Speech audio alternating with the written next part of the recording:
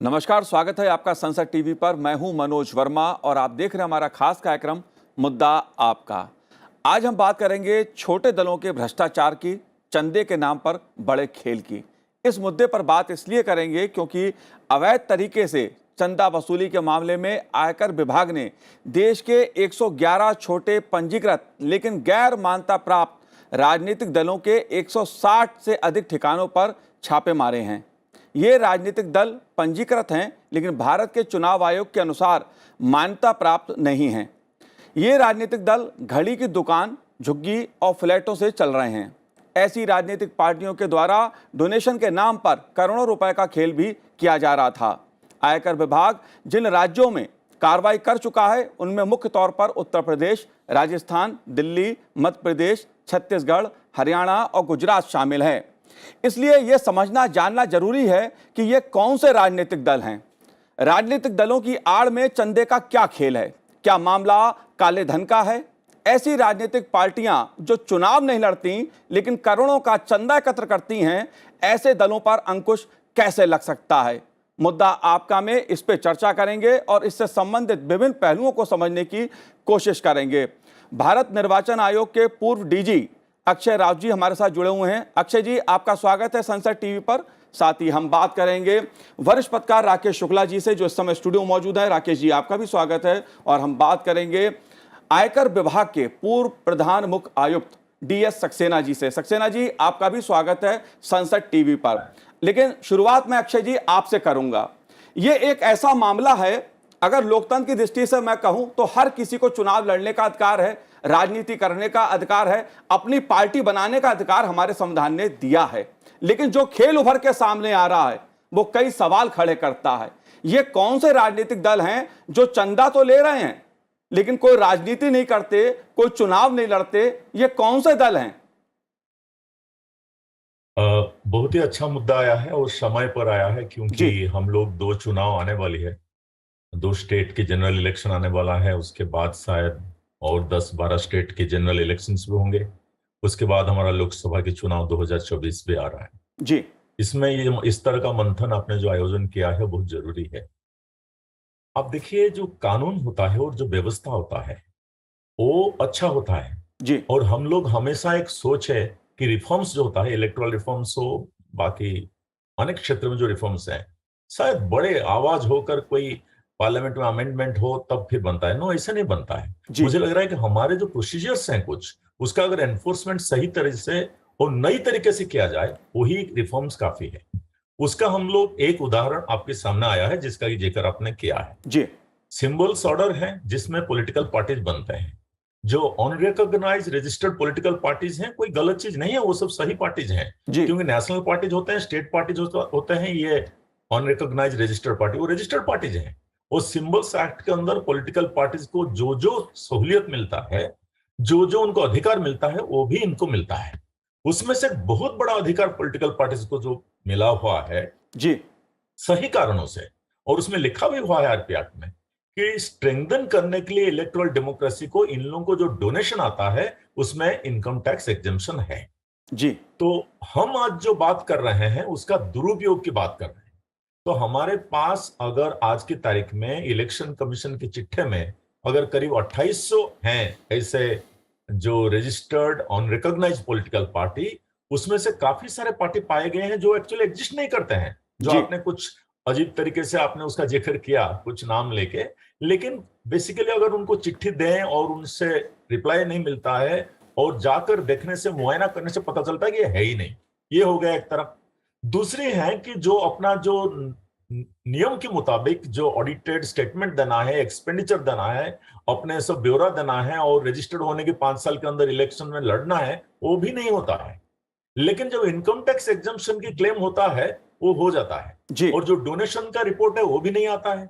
लेकिन आप अगर पिछले 2-3 साल की जो आंकड़े देखें तो 400-600 करोड़ इस तरह का इनकम टैक्स के एग्जम्पशन इन्होंने क्लेम किया है। तो उसमें 2 चीज सामने आता है। एक तो है कि क्या पार्टीज एग्जिस्ट करते हैं, और आप जैसे देखिए कि लास्ट चुनाव में, बड़े चुनाव जो हुआ 2019 में जी लोकसभा की, उसमें करीब 92% लोगों ने तो ऑडिटेड स्टेटमेंट ऑफ अकाउंट्स तो नहीं देते हैं, लेकिन 70% तो कंटेस्ट ही नहीं करते हैं। जी तो ये पार्टीज का हालत क्या है? क्यों ये पार्टीज हैं? क्या ये और कुछ कर रहे हैं? जो कर रहे हैं, क्या अच्छे काम कर रहे हैं, गलत काम कर रहे हैं, या इनकम टैक्स की एग्जम्पशन के फायदा लेने के लिए खड़े हुए हैं एक बैनर लगा के? जी तो उसके लिए एक मई 2022 में, इसी साल के मई महीना में, इलेक्शन कमीशन का एक बहुत बड़ा इनिशिएटिव शुरू हुआ कि इनको देखा जाए और इनको चिट्ठी लिखा जाए, और इनमें से जो नहीं है उनको डिलीट कर दिया जाए।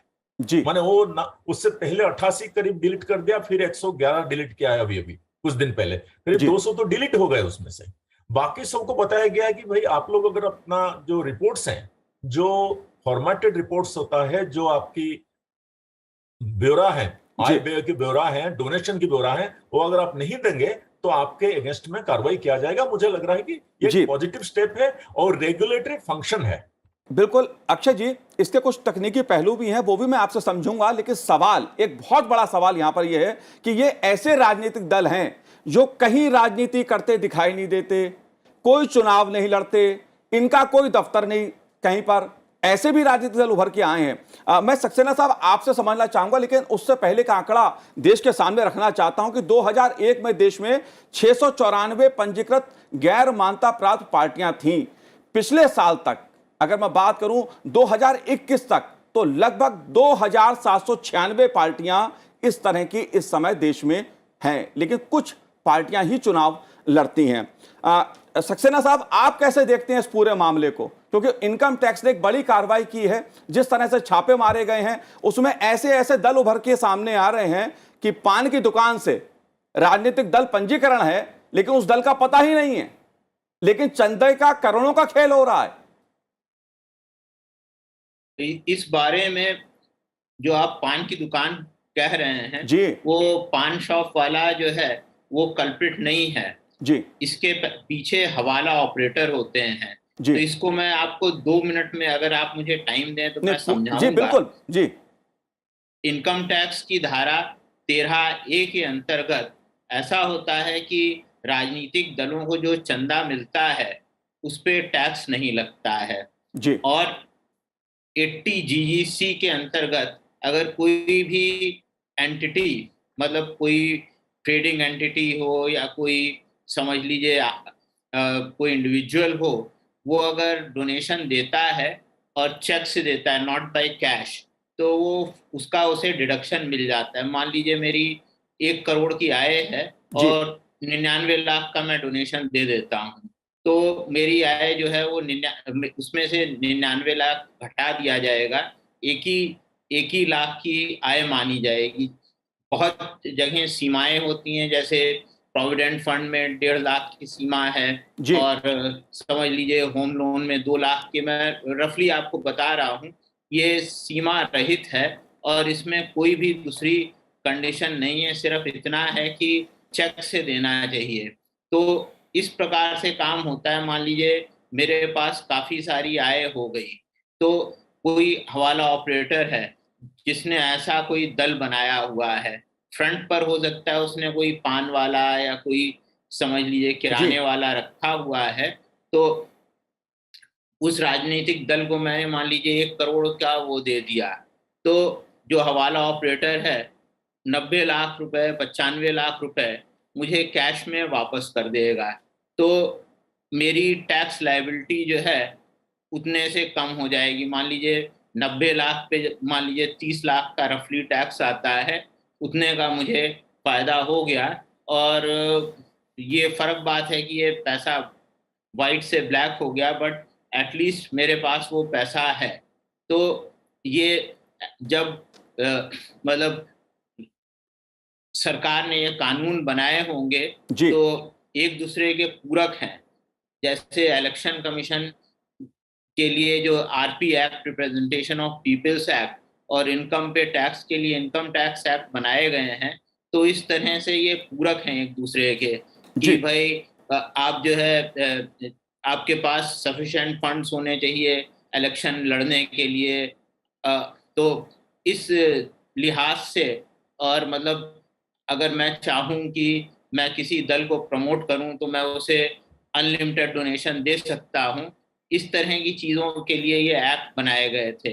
लेकिन लोग जो हैं हर ऐप में कुछ लूप होल ढूंढ लेते हैं। लूप होल है नहीं, लेकिन लूप इसमें ये भी ऐप में, इनकम टैक्स ऐप में लिखा हुआ है कि सब राजनीतिक दलों को हर साल अपना इनकम टैक्स रिटर्न फाइल करना चाहिए। जी हर साल उन्हें अपने अकाउंट्स ऑडिट करवाने चाहिए। और इलेक्शन कमीशन में जो रूल है वो ये है कि उन्हें अपना जो है वो डोनेशन वगैरह का ब्यौरा जी देना चाहिए। तो ये जो इस तरह के हवाला टाइप के जो बनते हैं दल, ये लोग ना तो अपना कोई ब्यौरा इलेक्शन कमीशन को देते हैं, ना जो है इनकम इनकम टैक्स में ऑडिटेड अकाउंट्स दाखिल करते हैं, जी बिल्कुल ना ही ये अपना रिटर्न दाखिल बिल्कुल। करते हैं। मुद्दा इसी बात तो का है, मुद्दा यही है कि अगर ये दल ना तो राजनीति करते हैं, ना जनता की बात करते हैं, ना चुनाव लड़ते हैं, तो सिर्फ चंदे के नाम पर धंधा करते हैं, ये कौन सा दल हैं और इनको क्यों अनुमति मिलनी चाहिए? 11 ऐसे राजनीतिक दल राकेश जी उत्तराखंड में हैं जिनका कोई अता पता नहीं है, ऑफिस का पता नहीं है। तो ये दल क्यों हैं, किसके लिए हैं?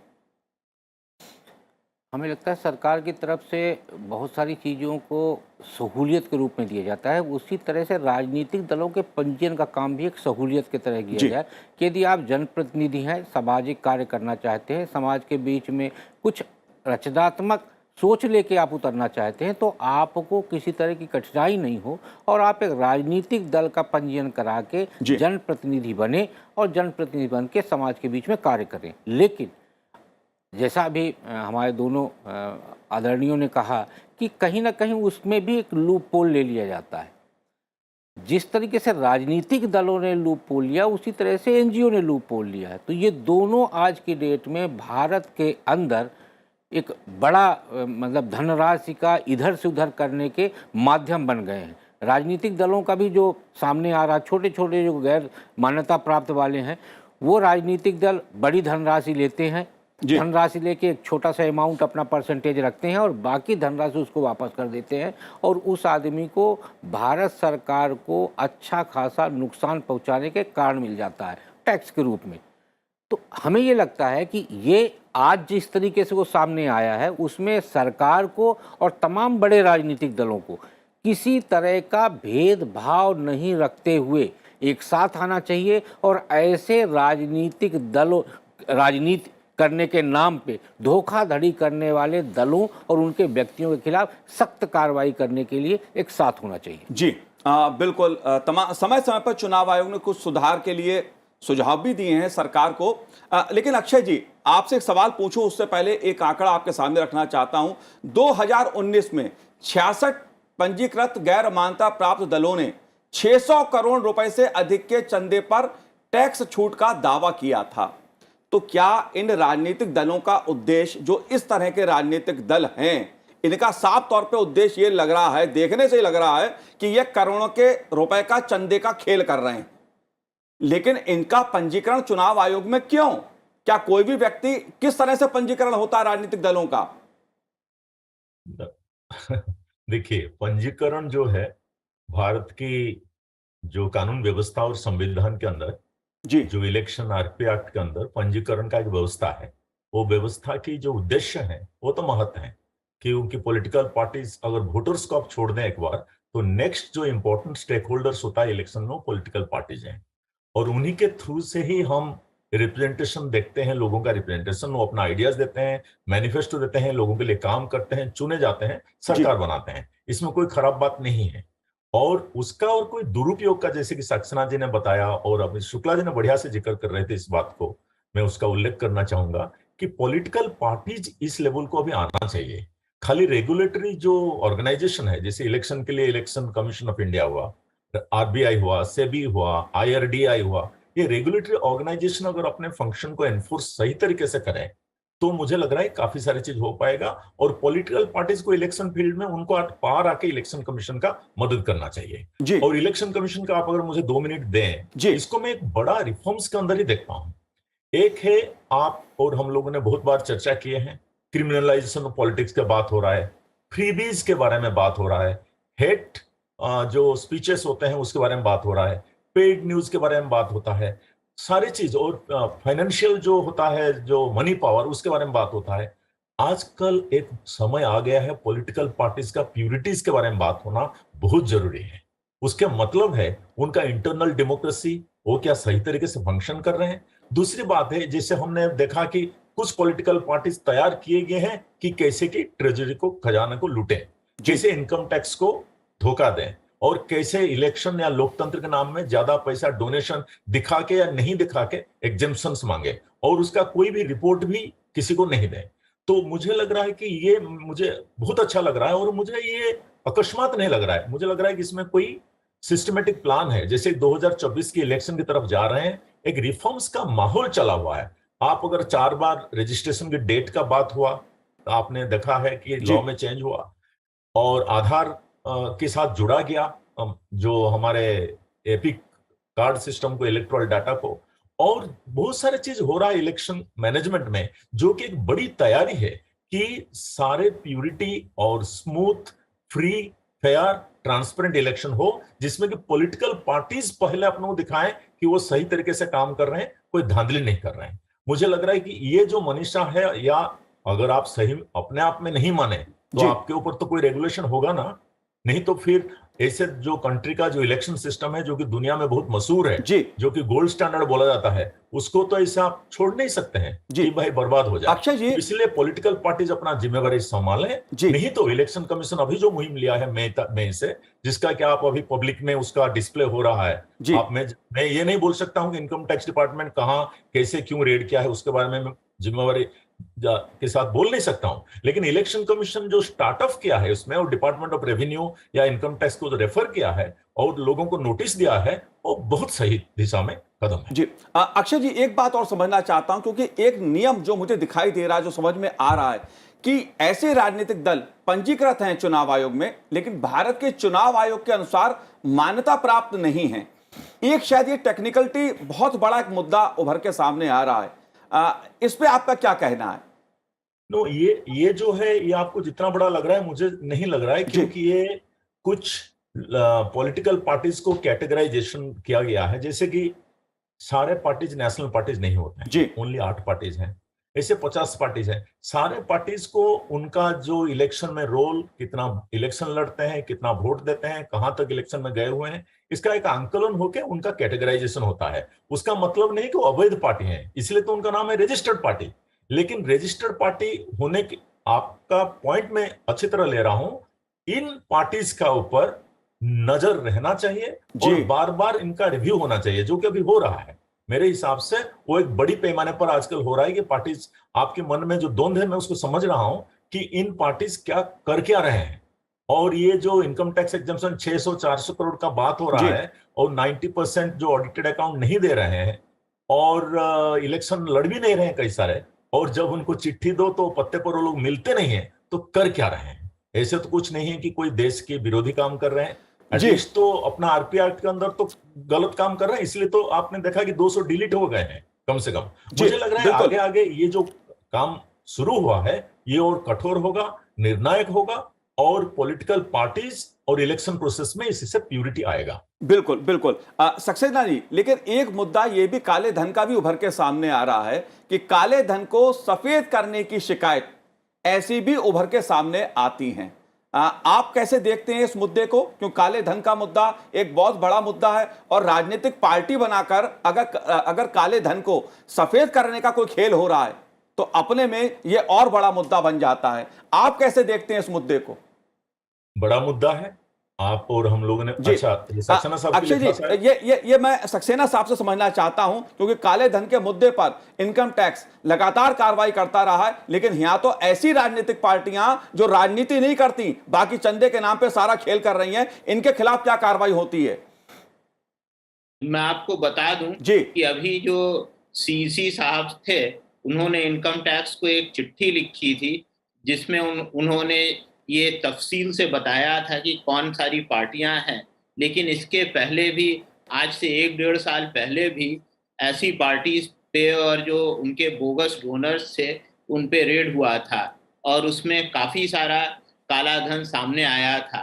तो मतलब ऑन इट्स ओन इनिशिएटिव भी इनकम टैक्स डिपार्टमेंट ऐसा करता है। और अगर और दूसरा भी एक मुद्दा है जो इलेक्शन कमीशन ऑफ इंडिया और इनकम टैक्स डिपार्टमेंट के कोऑपरेशन का है, जी। वो ये होता है कि जब जनरल इलेक्शन होता है तो ऑब्जर्वर्स नियुक्त किए जाते हैं।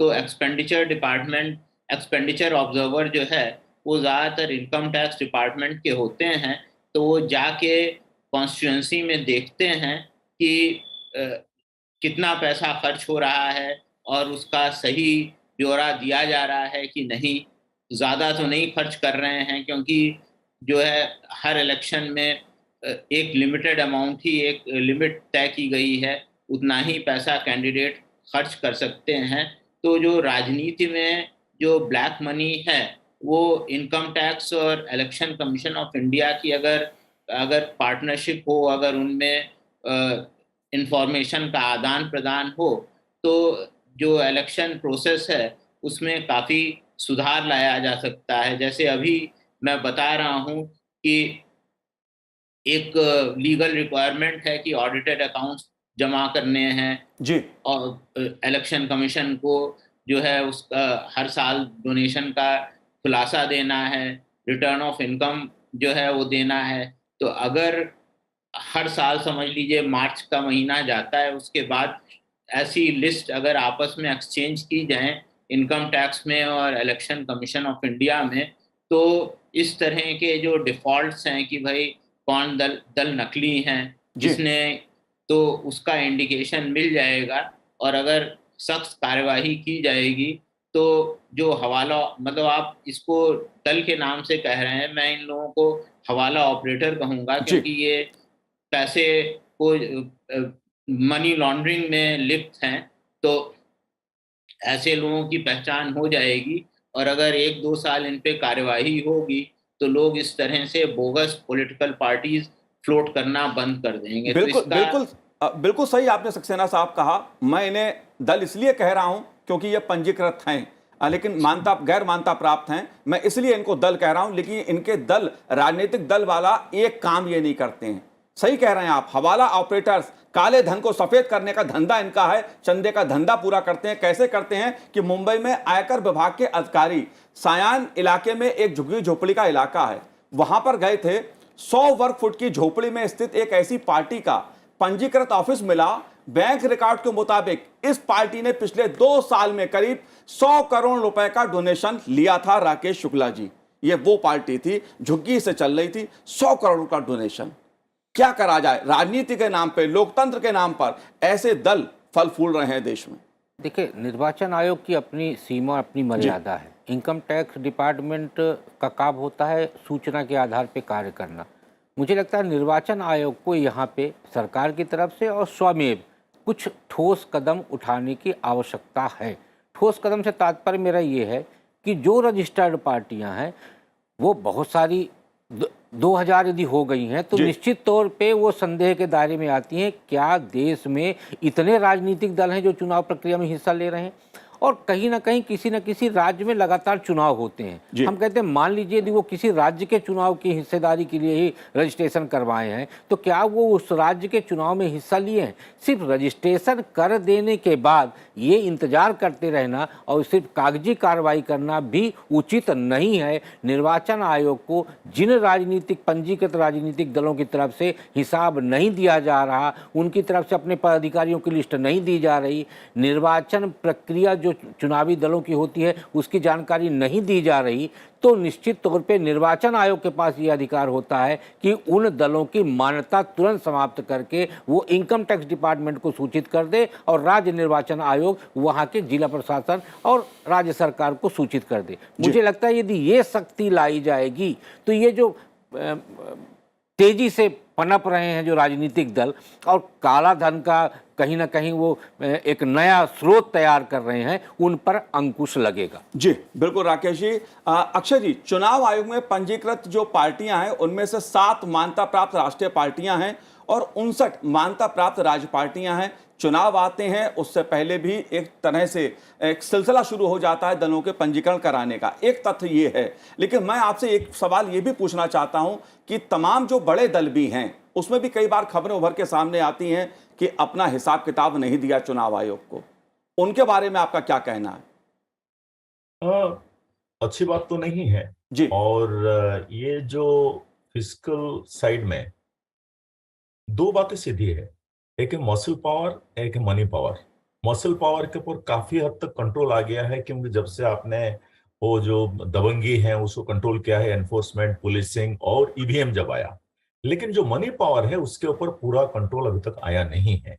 और अभी जो चिंता व्यक्त किया गया शुक्ला जी से और पहले साक्षाना जी भी थोड़ा जिक्र किया, वो चिंता सही है। और आज अगर हम लोग चर्चा कर रहे हैं आज बैठ के यहाँ, इसीलिए कर रहे हैं कि जी। इलेक्शन कमीशन ने इस मामला को उजागर किया है, नोटिस दिया है, इनकम टैक्स डिपार्टमेंट को रेफर किया है, और कुछ, मैं एक्शन का डिटेल नहीं जानता हूं, लेकिन कुछ एक्शन चारों तरफ हो रहा है और कुछ तो उन्होंने खुद ही डिलीट कर दिया है, जो शुक्ला जी रेकमेंड कर रहे हैं। कुछ पार्टीज को डिलीट कर दिया है उन्होंने, करीब 200 पार्टीज को। तो ऐसे ही पार्टीज को अगर रिव्यू के अंदर रखा जाए, मुझे लग रहा है कि ये सिलसिला बंद नहीं होगा। एक रिफॉर्म्स की सीजन आया है जो कि इन दिनों चलता रहेगा और बहुत सारे अच्छी निर्णायक लाभ लाएगा हम लोगों के लिए।